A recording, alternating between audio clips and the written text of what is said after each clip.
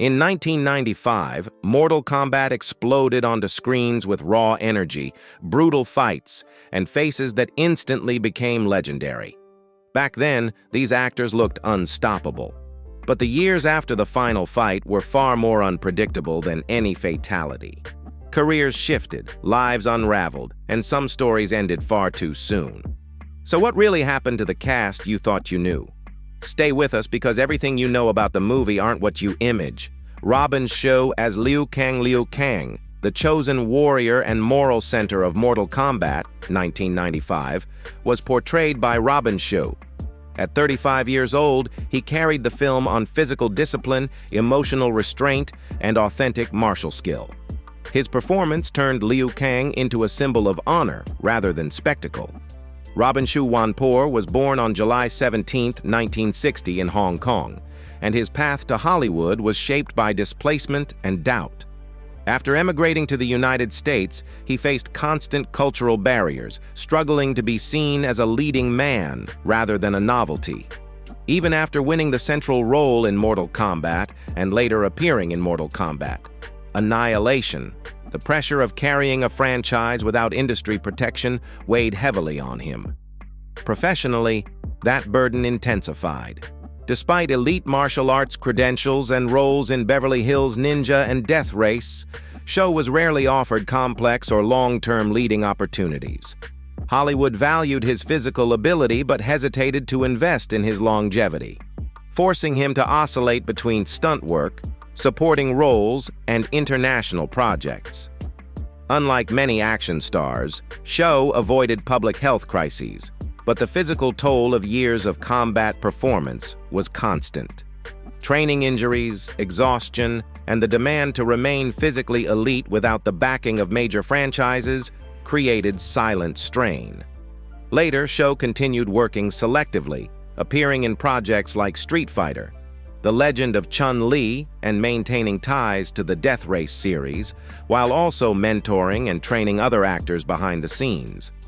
Now, he is 66 years old, still active but far more guarded. His estimated net worth is around $8 million, built through martial arts, film work, and endurance, standing as proof that leading a cult classic does not guarantee an easy road afterward. Trevor Goddard as Kano, the sadistic cybernetic mercenary in Mortal Kombat 1995, was played by Trevor Goddard. At 33 years old, he injected the character with a razor-edged grin, a brutal confidence, and a swagger that instantly separated Kano from every other villain in the film. That performance didn't just land, it rewrote the character's identity and permanently tied Goddard's name to Mortal Kombat lore.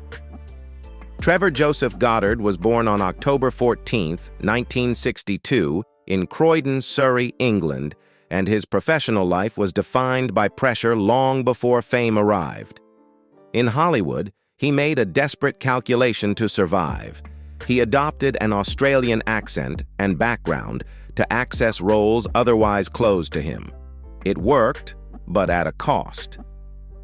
As his visibility grew through Mortal Kombat and later Men of War and Deep Rising, the fear of exposure followed him into every audition, every set. The strain intensified as he became typecast. Directors wanted the menace of Kano, the aggression of a mercenary, but little else. Even a steady television role as Lieutenant Commander Mick Brumby on JAG failed to bring security. New job came with the unspoken message that he was replaceable. As work fluctuated, Goddard's health deteriorated quietly.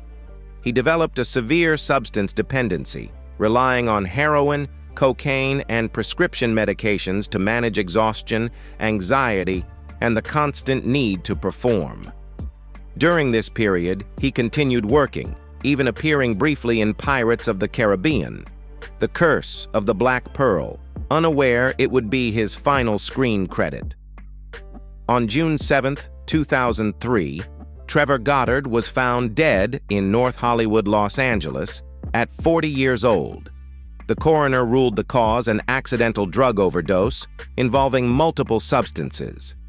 At the time of his death, His estimated net worth was around $1 million, built from film, television, and years of relentless work. His life ended quietly, leaving Kano behind as both a career peak and a haunting reminder of how success can arrive too late. Christopher Lambert as Lord Raiden, the Thunder God and protector of Earthrealm in Mortal Kombat, 1995, was portrayed by Christopher Lambert. At 38 years old, he approached the role with ironic calm, controlled humor, and an almost detached authority. Lambert's Raiden felt otherworldly. Christopher Guy Dennis Lambert was born on March 29, 1957, in Manhasset, New York, and his career was marked by constant professional tension rather than stability. After explosive fame from Greystoke and Highlander, Hollywood struggled to place him. He was considered iconic, but difficult to market, too European for American leads, too American for French art house. Even award recognition like his Caesar win for Subway did not shield him from box office disappointments and projects that underperformed, slowly eroding his confidence. That pressure followed him into the mid-1990s. Films such as Fortress and Highlander 2 failed to meet expectations, drawing criticism that Lambert carried personally. By the time he appeared in Mortal Kombat, he was fighting for relevance, accepting roles that leaned more on presence than narrative depth. The industry's shifting tastes left him working constantly, yet always under scrutiny, never fully secure. Alongside career stress came a significant physical burden. Lambert suffers from severe myopia, leaving him nearly blind without thick glasses. Unable to wear contact lenses, he performed action scenes while barely seeing his surroundings, resulting in repeated onset injuries. This condition added constant anxiety to filming, forcing him to rely on muscle memory and trust rather than sight. Then, Lambert remained active across film, television, writing, and producing. He appeared in projects such as White Material, Ghost Rider, Spirit of Vengeance, and Hail Caesar, while also publishing novels and managing business ventures outside cinema. Now, he is 6 years old with an estimated net worth of around $20 million, built through decades of persistence rather than uninterrupted success, proof of endurance in an industry that never stopped testing him. Cary-Hiroyuki Tagawa as Shang Tsung. Shang Tsung, the soul-stealing sorcerer in Mortal Kombat, 1995, was played by Cary-Hiroyuki Tagawa. At 45 years old, he created a villain defined by restraint, menace, and intelligence rather than spectacle. His performance became definitive, shaping the character across films, television, and video games for decades. Cary-Hiroyuki Tagawa was born on September 27, 1950, in Tokyo, Japan, and his career unfolded under relentless professional limitation. Hollywood repeatedly cast him as villains, foreign threats, or expendable antagonists, regardless of range. Even after acclaimed roles in The Last Emperor and License to Kill, the industry rarely allowed him to escape typecasting, turning steady employment into a psychological burden rather than validation. That strain intensified as years passed. While Tagawa continued working in films like Rising Sun and Pearl Harbor, he watched younger actors receive opportunities he was never offered.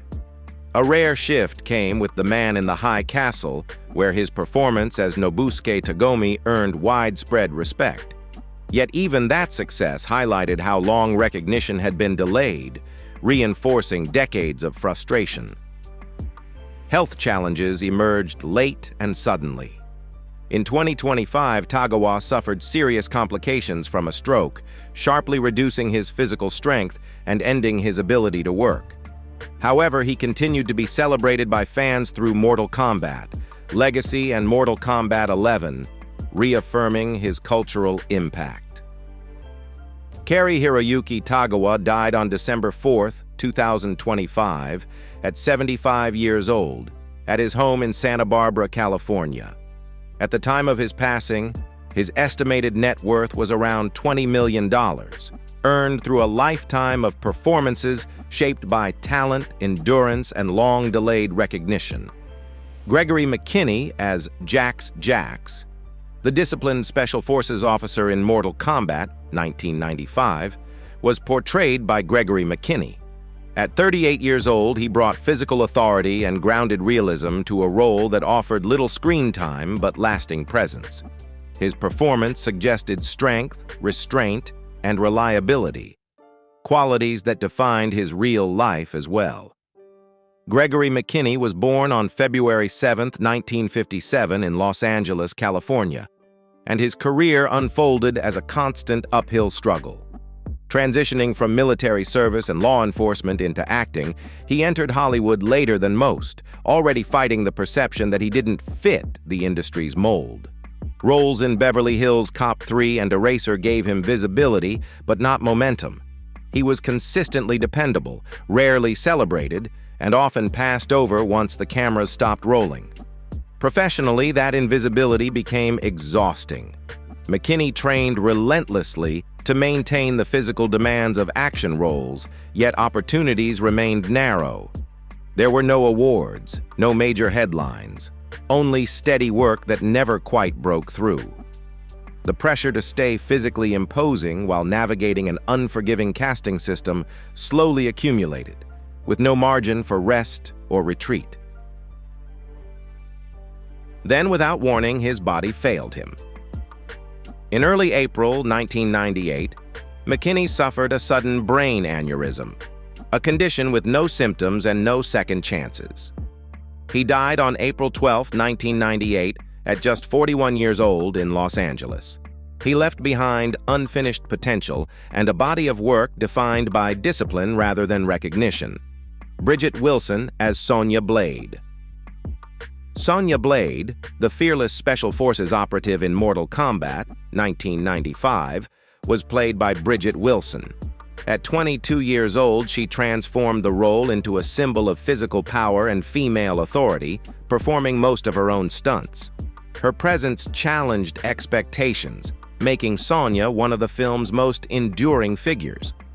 Bridgette Leanne Wilson was born on September 25, 1973, in Gold Beach, Oregon, and her career unfolded under constant scrutiny. Early success as Miss Teen USA 1990 created opportunity, but also pressure to remain flawless, marketable, and visually controlled. Even after memorable roles in Billy Madison and I Know What You Did Last Summer, she struggled against being seen more as an image than an actress. Professionally, the strain intensified as she stepped away from Hollywood's momentum. Roles slowed, expectations narrowed, and the industry moved forward without her. Then came a far deeper blow. In 2022, Wilson was diagnosed with ovarian cancer, forcing her into surgery and chemotherapy. The illness stripped away physical strength, certainty, and privacy, turning survival into her most demanding role yet. Later, Wilson focused almost entirely on recovery and family life. She withdrew from acting, avoided publicity, and redirected her energy toward healing and advocacy. Her earlier work, House on Haunted Hill, The Wedding Planner, and Shop Girl, stood as markers of a career interrupted, not concluded, by circumstances beyond performance or ambition. Today, Bridgette Wilson is 52 years old, living privately and prioritizing health after cancer treatment. Her estimated net worth is around $150 million, shared through decades of combined earnings in entertainment and professional sports. Her legacy is no longer defined by fame alone, but by resilience, survival, and a strength that outlasted the screen.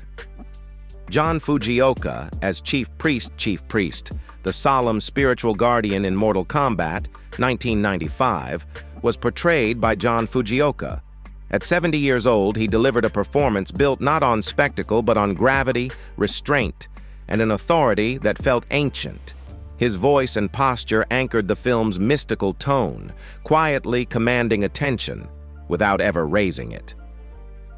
John Mamoru Fujioka was born on June 29, 1925, in Oahu, Hawaii, and his career unfolded against decades of limitation placed on Asian actors in Hollywood. For more than 50 years, he worked inside an industry that repeatedly confined him to cultural stereotypes, supporting roles and characters defined more by heritage than humanity. Even after appearances in films like American Ninja and later Pearl Harbor, recognition remained restrained, measured, and rarely expansive. Professionally, the emotional toll came from endurance rather than collapse. Fujioka built a resume slowly, deliberately, often disappearing between projects as roles for older Asian actors grew scarce. Despite later recognition in films such as The Last Samurai, his work was rarely celebrated with awards or headlines. Health concerns emerged quietly with age. By the early 2000s, Fujioka had fully stepped away from acting, choosing peace and family over the uncertainty of the industry he had long outlasted. John Fujioka died on December 13, 2018, in Los Angeles, at 93 years old, with no specific cause publicly disclosed, likely related to age. At the time of his death, his estimated net worth was around $1 million, earned through a long, steady career defined by dignity rather than fame. Peter Jason as Master Boyd. Master Boyd, the stern elder figure in Mortal Kombat, 1995, was played by Peter Jason. At 51 years old, he delivered a brief but grounded performance that added weight and realism to the film's mythic world. Even in limited screen time, his presence felt lived-in, authoritative, and unmistakably human. Peter Edward Ostling, professionally known as Peter Jason, was born on July 22, 1944, in Hollywood, California, and his career unfolded as a marathon rather than a breakthrough. For decades, he carried the burden of being a reliable character actor, constantly working, rarely celebrated. Despite appearances in The Karate Kid and later the acclaimed series Deadwood, he remained trapped in supporting roles, watching younger faces pass him by while he kept grinding through auditions and call sheets. That pressure never truly eased. Jason built a resume of more than 270 film and television roles, a number that spoke less to comfort than to necessity. He moved from set to set, from They Live to Alien Nation, often portraying authority figures, gruff professionals, or morally worn men, characters that mirrored the exhaustion of an actor always needed, never elevated. In his later years, health quietly became an enemy. Jason was diagnosed with cancer, a battle he fought away from headlines and publicity. Even as his strength declined, he remained connected to the craft, respected by peers who knew the cost of longevity without stardom. The illness marked the final chapter of a body that had endured decades of relentless work.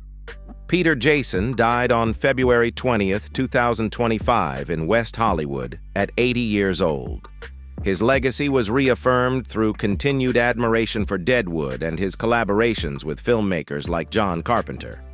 At the time of his death, his estimated net worth was around $1 million, earned not through fame, but through persistence, leaving behind the portrait of a working actor who never stopped showing up, Linden Ashby as Johnny Cage. Johnny Cage, the cocky Hollywood fighter in Mortal Kombat, 1995, was played by Linden Ashby. At 35 years old, he transformed the character into a sharp blend of humor, athleticism, and unexpected sincerity. What looked effortless on screen was, in reality, the result of intense discipline and pressure to prove he belonged in a genre that rarely forgave missteps. Clarence Linden Garnett Ashby III was born on May 23, 1960, in Atlantic Beach, Florida, and his career unfolded under the constant weight of near misses.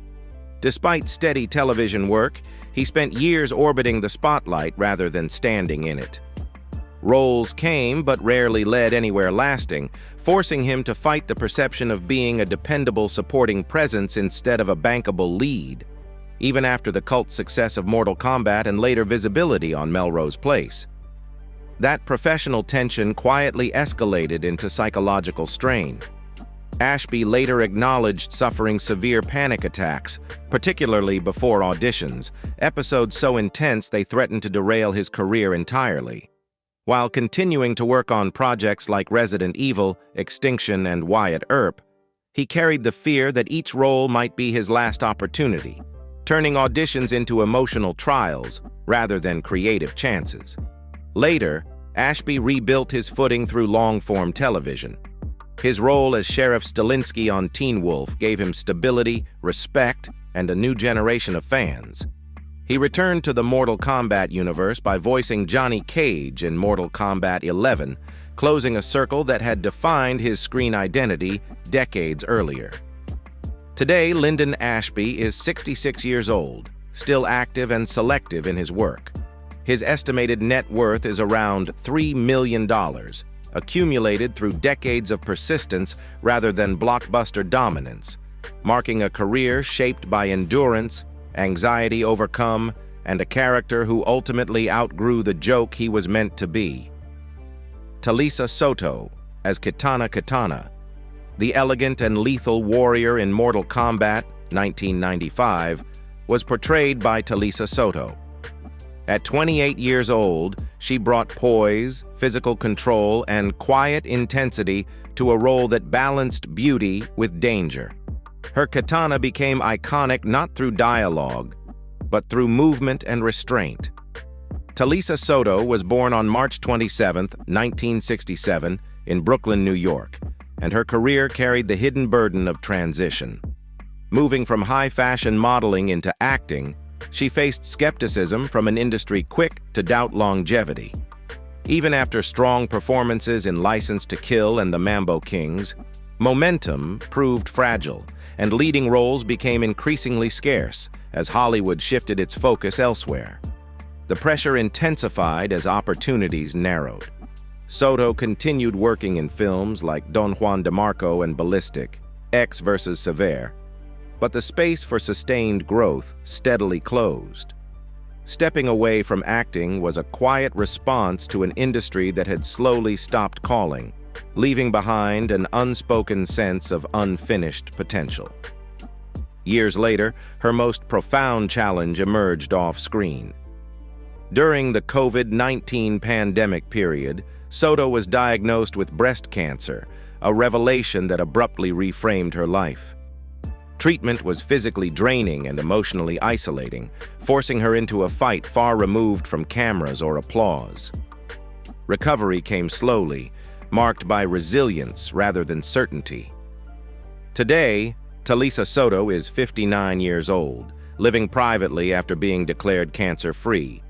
Her estimated net worth is around $5 million, earned through modeling, film, and years at the center of pop culture's shifting gaze.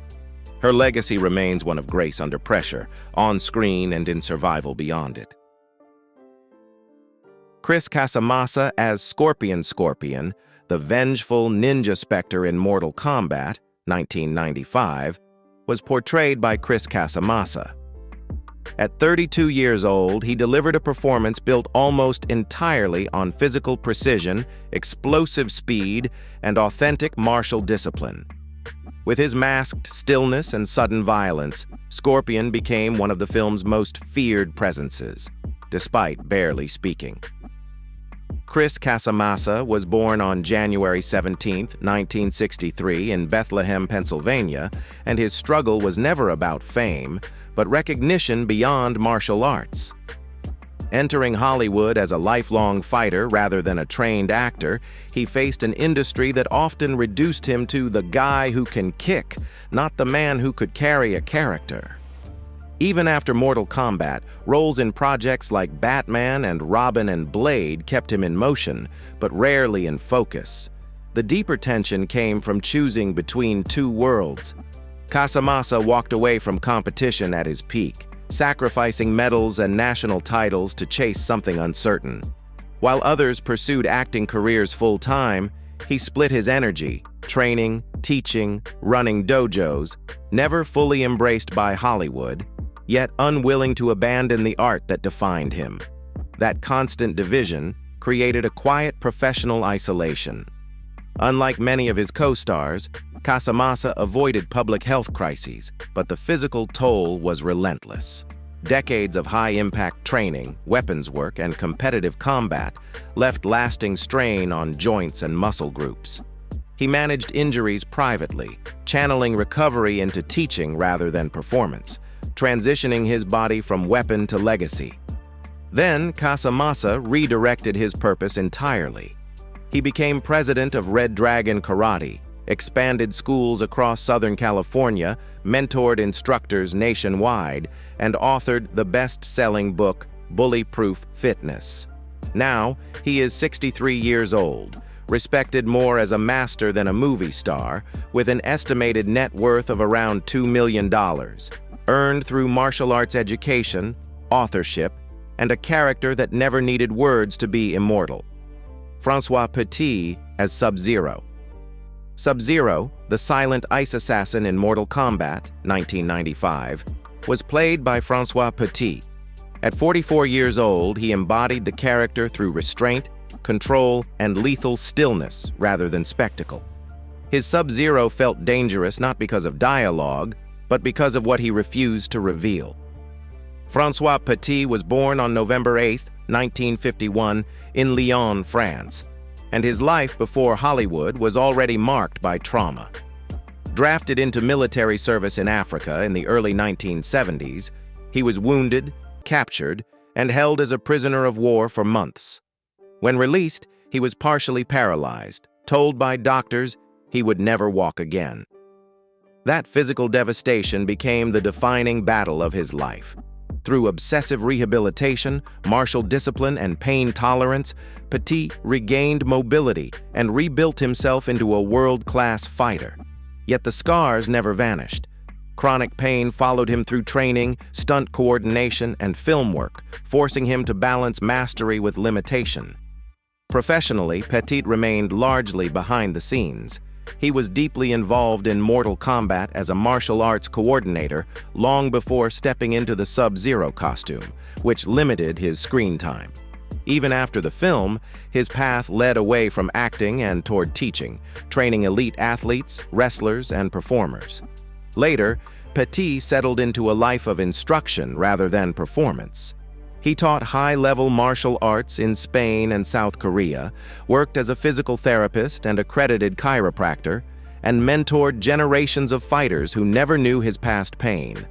Now he is 74 years old, with an estimated net worth of around $1 million, earned through resilience, teaching, and a Sub-Zero who was forged not by effects, but by survival. Cooke as Reptile, the silent, agile assassin in Mortal Kombat, 1995, was portrayed by Cooke. At 36 years old, he turned pure martial movement into menace, relying on speed, flexibility, and control rather than dialogue. His performance felt almost inhuman, a blur of motion that made Reptile unforgettable despite limited screen time. Cary-Hiroyuki Tagawa was born on September 17, 1959, in Seattle, Washington, and his struggle unfolded inside the world of martial arts competition. A five-time grand champion, he dominated tournaments through the 1980s, but that success came at a cost. Years of relentless training, travel, and pressure to stay unbeatable narrowed his path, leaving little room to transition smoothly into mainstream acting, even after films like China O'Brien and Heat Seeker. Professionally, the frustration was subtle but persistent. Cooke auditioned for the role of Kang, only to be cast as Reptile instead, a moment that defined both opportunity and limitation. While Mortal Kombat gave him cult recognition, Hollywood continued to see him more as a body in motion than a leading presence, reinforcing a ceiling he could feel but not break. Physically, the toll accumulated quietly. Decades of wushu, weapons work, and high-impact performances placed long-term strain on joints and tendons.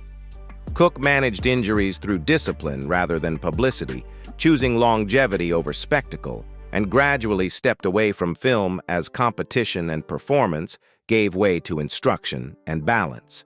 Today, he is 66 years old, living a grounded life centered on family and training. His estimated net worth is around $2 million, earned through martial arts mastery, film work, and a legacy defined by movement rather than fame. Stephen Ho as Chan Chan, the devoted Shaolin brother in Mortal Kombat, 1995, was played by Stephen Ho. At 22 years old, he brought explosive athleticism and emotional urgency to a role that ended far too quickly. His brief appearance left an impact because it felt real, grounded in sacrifice rather than heroics. Stephen Ho was born on March 9, 1973, and his struggle was forged in expectation and pressure. Trained in elite martial arts from a young age, he rose fast in competitive circuits, becoming a pioneer of performance-based forms. Yet Hollywood rarely rewarded innovation with stability. After Mortal Kombat, Ho found himself moving laterally, stunts, choreography, guest roles, rather than upward recognition. The real pain came through the body. Ho endured multiple severe stunt injuries, including a crushed foot that required 5 surgeries and nearly 2 years of rehabilitation. Projects continued: Teenage Mutant Ninja Turtles, television action work, but each job carried risk. Recovery was slow, isolating, and forced him to confront how expendable stunt performers often are once the cameras stop rolling. Before stepping away from full-time stunt work, Ho poured his energy into creation and teaching. He directed and wrote the indie film Sound Man, worked on major productions like Pirates of the Caribbean, At World's End, and trained stars such as Brad Pitt and Tobey Maguire. His expertise became more valuable behind the scenes than in front of the lens. Now, Stephen Ho is 53 years old, having reinvented himself yet again. He became a massive social media presence, blending martial arts with comedy, amassing millions of followers and reaching a new generation on his own terms. His estimated net worth is around $10 million, built not from one iconic role, but from resilience, reinvention, and survival in an industry that rarely slows down. They stepped into the arena as warriors, legends, and icons of a generation. But time has its own fatality. Some found peace, some found pain, and others vanished from the spotlight in ways few ever expected. So, which Mortal Kombat cast member's journey surprised you the most, and whose story deserves to be told next? Comment your thoughts, subscribe for more then and now stories, and don't forget to like and share to honor their legacy.